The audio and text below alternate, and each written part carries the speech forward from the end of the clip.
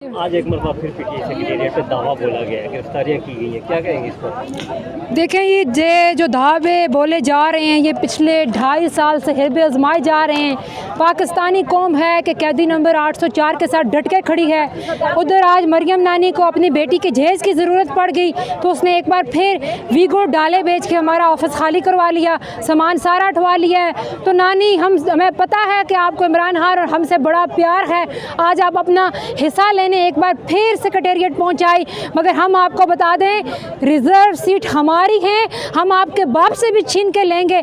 आप कहती हैं ना कि मुझे पता है वो रास्ता कौन सा है जिससे वज़ीर आला बनना जाता है। शर्म करो, तुमने वो रास्ता अपनाना था, कम से कम ये वर्डिंग तो ना यूज़ करती ओपन ना। तुम सफ्तर की भी माँ बनी हुई हो, तुम प्लास्कट की नानी, तुम्हें इंशाल्लाह हम घर भेजेंगे 17 सीटों का चेरी ब्लॉसम पॉलिश करने वाला इधर बैठा हुआ है, उसे मैसेज मिलता है, आता बांदर भौंकने आ जाता है। तो हम बताना चाहते हैं कि आप कुछ भी कर लें, पाकिस्तानी कौम के दिलों से आपने इमरान खान को 2.5 साल से नहीं निकाल सका, तो इंशाल्लाह राज होगा इमरानिया का।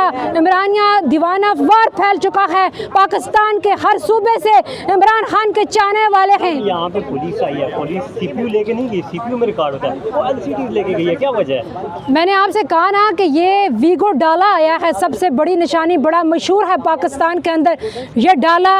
अगर ये इन कामों पे बिजी ना होता तो आज पाकिस्तान में जो दहशतगर्दी इन्हीं के हाथों से फैलाई जा रही है वो ना फैल रही होती। इनका ध्यान सेंट्रल सेक्रेटेरिएट पे नहीं होता बल्कि पाकिस्तान के अंदर हालात को नॉर्मल रखने पे होता। इनका ध्यान मकबूजा कश्मीर को आज़ाद करवाने में होता, इनका ध्यान पाकिस्तानी कौम को प्रोटेक्शन देने पे होता, मगर इनका ध्यान इस टाइम नानी पे है। वीगो डाला आता है, नानी की बेटी के लिए जेज उठा के ले गया है। इमरान खान से हिस्सा तो तुम कब का मांग रही हो, मगर आज एक बार फिर तुम प्रॉपर वीगो वालों के थ्रू ले गई हो। ये डाला जितनी बेइज्जती अपनी करवा चुका है, अब तो बाज आ जाओ। खुदारा आप एक शख्स पूरे सिस्टम को तबाह करने के लिए बैठा हुआ है, उसने नानी चोर और उसके चाचा को बिठाया हुआ है। चाचा और भतीजी का थोड़े से दिन बाकी हैं, प्लास्कट सर्जरी का टाइम भी वापस होने वाला है। ये जाएगी, इसने सर्जरी करवानी है, तब तक इसका टाइम पूरा हो जाएगा। वो कहती है जो वफाक है वो कह रहे केपी हुकूमत इसमें मुलविस है, इस पर क्या कहेंगी?